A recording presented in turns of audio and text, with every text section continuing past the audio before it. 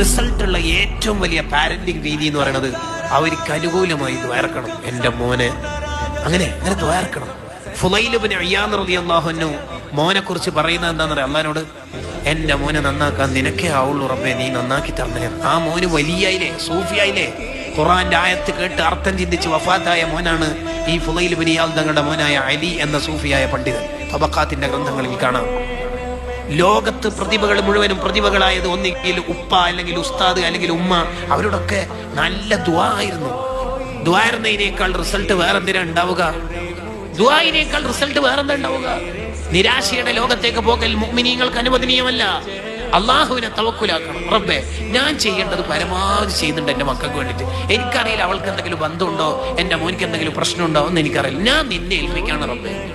തവക്കൽതു അലല്ലാഹ്. അത് ഹൃദയഭാഷയിലാണ് പറയുന്നതെങ്കിൽ തീർച്ചയായിട്ടും അതിന് വലിയ ഫലം അള്ളാഹു തരും.